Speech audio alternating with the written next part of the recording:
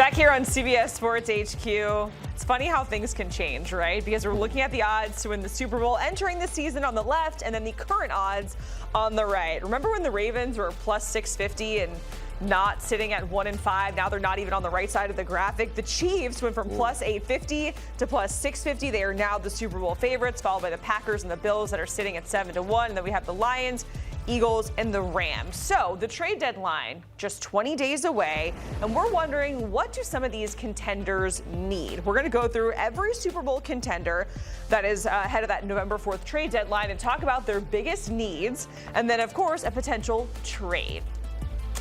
So as we get into it, you guys are laughing over here. I don't know what you're I'm trying to laughing. hide that there's a spot on my jacket. I had no idea. You got to let the people know. You gave up your whole. You were doing so well hiding it, and now you told everyone that you're hiding it. I was the pondering man today. I'm going to ponder your decisions on who they should go after. No. Yeah, you can ponder. We'll just pretend you don't know that Pete's having a wardrobe malfunction right now. All right, we have Pete Prisco, Douzable. We're going to go through some of the Super Bowl contenders, the ones that we just saw on the graphic. Lige, you're going to tell us their biggest needs, and then Pete, you're going to kind of dive into the logistics and give us a potential trade for these teams. Starting with the Chiefs, right? They had a slow start. They're sitting at 3-3, and they do get a boost in their offense when Rashee Rice comes back from that 6-game suspension here, coming off that big win in prime time against the Lions. So at this point, Lige, what are the biggest needs for the Kansas City Chiefs? For me, it's the cornerback position, and that's a common theme for a lot of these teams we're actually about to talk about, right? Trent McDuffie is an all-pro corner. Jalen Watson's kind of been up and down. They wanted him to take. Well the last couple weeks. They wanted him to take, but he still hasn't been consistent all the way through. And then Shamari Connor in the slot has not been the guy that they thought he was going to be. Honestly, I think not having Trent McDuffie in the slot has actually hurt them, because to me that's his best position. But because they don't have the subsequent depth at corner, they've had to kind of stick him on the outside. So I think if they can go get a veteran corner, and again, I've kind of combed through the rosters. It's hard. There's not a lot out there, right? Right. So when you look at them, I think corner, they could upgrade potentially there. To me, because that was one of their issues last year as well. Yeah, I don't agree with you on that. I think Watson's played well the last couple weeks. I do think they drafted Williams, the kid from Cal, who they like, and I think he could spot in there as well. Connor played good football last week. He was really good. I agree. He's not a true nickel corner, but he can do a lot of different things. Yeah. I think their need is on the interior of the defensive line. Really? Noddy has been awful. And he's been blocked, and you're right, the Jets had him, and they got rid of him. He went back there. They need a big body in there, and I'll give you a name. Go call on Calais Campbell. Calais Campbell with Arizona, veteran, could come in there, step in, and be a big body in there, or Zach Sealer. You know, if you call the Dolphins and say, hey, look, I know you gave him I've looked at the contract. You can get rid of him if you want to.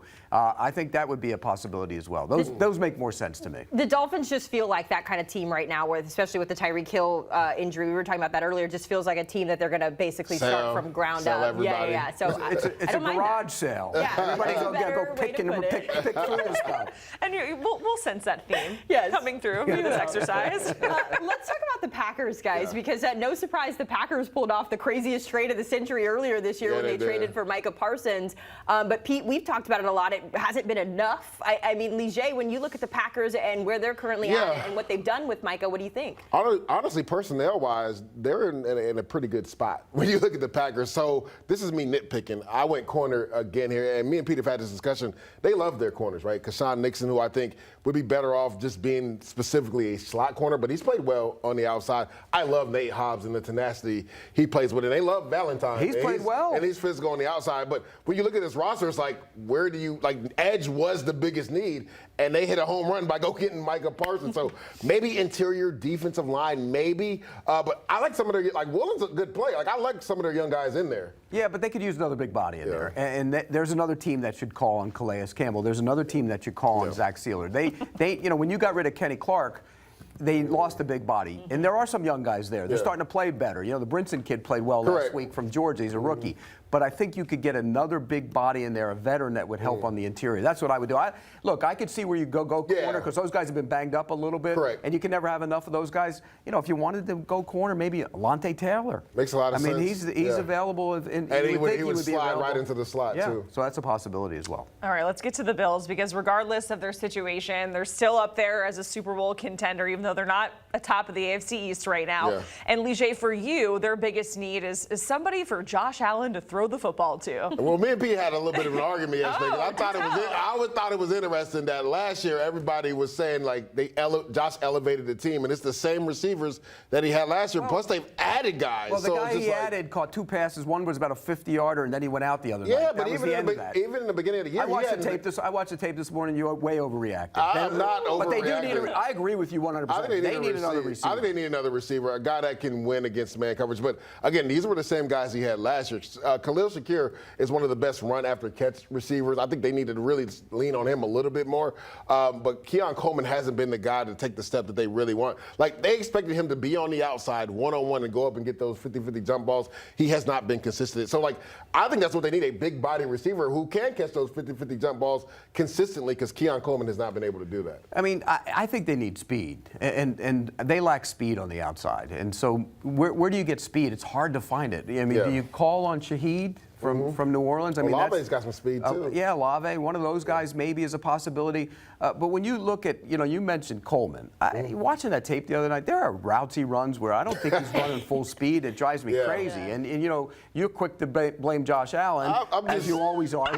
He elevated all them pass catchers last year, so you I think his scheme elevated those pass catchers. I don't think he's calling I don't think the last couple weeks Joe Brady struggled calling games. Plays. I don't like the way they call plays. So I do think they need to definitely upgrade the receiver spot if they can. The problem is they talked all summer, we don't need to upgrade the receiver spot after they got Josh Palmer. So, real quick, because I want us to stay on track, but something I asked you earlier, we were talking about George Pickens, and there's been some rumors about Pickens potentially being on the trade block. Is Pickens a guy you could see Buffalo working? Why would Dallas trade him? I'm just asking. If they were to lose a couple more, because he's in the final year of his contract, so you try and get something for him before you lose. It would make sense. Would Buffalo be that aggressive though? What are you going to ask? What are you going to get back for him? That's what I'm saying. But the way he's playing right now, Dallas would have probably wanted 2 or 3. See, here's the problem. Buffalo would be doing a short-term rental on him because they would trade the 3, get him for the year, and see if you can go win a Super Bowl. I would consider that. That makes a lot of sense if they can do that. I would definitely consider that. But like the Shavers can run, but he doesn't know how to sit down in zone. He doesn't know how to play the receiver. There's all kinds of problems going on in Buffalo right now. Okay, so a little bit more, maybe some workshopping. I hope Brandon Beane doesn't listen to that segment, by the way. I want George Pickens to stay there. Let's talk about the Lions, though, guys. A team that, for whatever reason, just cannot get over this injury bug. It seems like each and every year under Dan Campbell, that's what holds them up.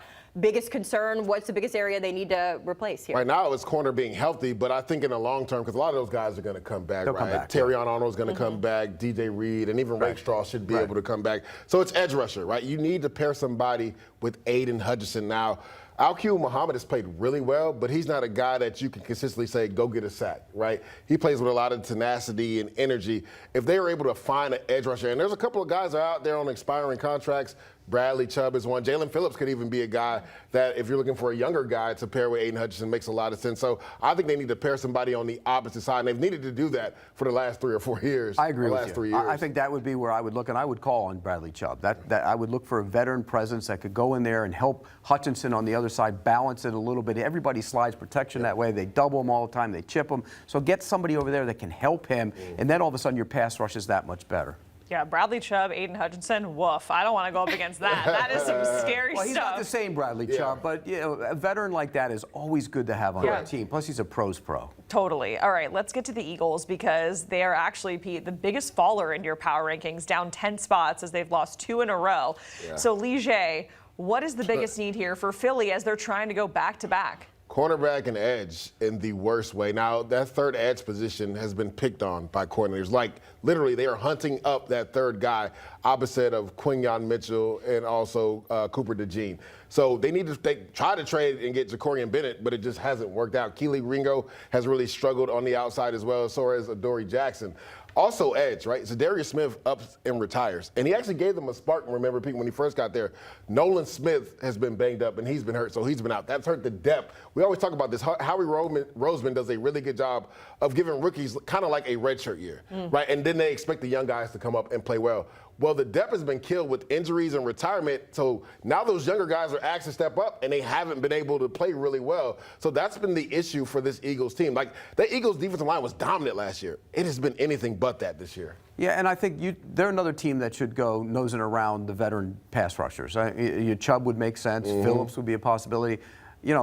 And if you want to look at a corner, Alontae Taylor, I mentioned him before, he's in the final year of his contract, and I think the Saints would be willing to part with him. So all of those guys are in the mix for the Eagles. They need, their depth has been just so depleted, the injuries like you mentioned, but more than that, they let guys go out the door. You know, Sweat, Williams, when they went out the door, the other guys stepped in and had to start, and now you have less depth. So I think they've been hurt by their depth issues. What about Trey Hendrickson? I think he's a possibility in Philly too, and you're talking about a big splash. Facts. I mean, you're talking you're going to give up probably I think a second at least. Maybe a late second. Yeah, those would be a late second. So probably a second for him, where you can get Chubb for maybe a late third, or a four. Probably maybe get a it for four. Maybe a four. And so you got to wonder if you're willing to do that. You're just going through that Dolphins locker room putting first. Anyone who's It's a garage sale, and you know what? In the corner, the coach is standing there. That's $2. $2. You get him for $2. Good Lord. Not the $2. Oh my goodness. Okay. Curious to know who we're selling to the Ravens, because as we know, guys, the Ravens defense, let's just keep it a buck, it has been not good. Lige, but it's not just like one specific unit maybe that's been bad on this Ravens defense as a whole. It's been pretty tough. First and foremost, they got to get healthy. Yeah. It's interesting. They actually played a lot better Sunday versus the Rams with a lot of their backups. Edge rusher to me is the biggest thing, which head-scratching move to trade Adafeowa, who actually had a sack Sunday for the Chargers, so I didn't understand. So does that mean they're happy with their edge rushers? I mean, that's. I love Mike Green, but I think you need more there at that position. Obviously, Kyle Van Noy's come back from injury, but my thing is, I get it. Maybe he wasn't going to be part of the future, but if you think that everybody's coming back healthy and you're going to go on a Super Bowl run, why would you trade that guy? I didn't. It made no sense. And then they traded for a safety where they actually are pretty solid at safety right now, right? So like, it made no sense to me. But again, you know, maybe the GM is Mike Tomlin said maybe the GM's smarter than me. I don't know. That was a crazy but I think edge rusher is a need for this defense. The question becomes: are they buyers or are they sellers? That's true. And right now they're neither, because they can still get healthy and make a little mini run, at least in the back of their minds. And if Lamar Jackson is healthy and the guys are back, they can make a run because of their schedule. But right now, they're not either. But if they became a seller, then I think Mark Andrews could be on the market. It's going to be a couple guys on the market probably. But I think he's really one guy that teams would Humphrey look at. Probably is another guy. Teams would look at Mark Andrews. So I don't know if they're a seller or a buyer, so it's hard for me to put somebody in there, you know, right now. That Week 8 game is big. I mean, they have their bye this week, but that week, they have to win that Week 8 game. At what point on this, to your point, because we expect Lamar Jackson to come back and play in that Bears game, but you mentioned on Sunday it's a hamstring, right? So we don't know how much that's going to impact him. I guess at what point you're looking at this schedule, do we believe that they're buyers or sellers? Well, if they lose to the Bears, I think. Yeah, as I said, Week 8 is a must-win. They cannot lose to the Bears. Because, look, if they get on a little run there, they go to Miami, they should win that game, and they can get on a little run. They got to win that game when you come off that bye. Have to. Yeah, and maybe in the start of the season, that Bears game seems like an easy win. But hey, right now, things look they won 3 in a row now. Yeah, look a little There's different. no easy win for that team the way they're constructed right Correct. now. Okay. No easy wins. Pete, Lige, we appreciate it going through all the biggest needs for some of the Super Bowl contenders that are out there. And hey, you can join Pete and Haley, Rand, Dame on Game Day Recap. I'm hoping BMAC accidentally sends you some cookies to the set once again. That was amazing. Shout out to our good friend BMAC, accidentally sent us cookies. We did eat them on air. You had what, a chocolate chip, and I had white. I had the same thing you had. We both had the white macadamia. Nice. Shout out to our boy BMAC. You can be a special guest anytime. BMAC, you can send cookies during the week too. Like, we'll accept them. We're not going to complain.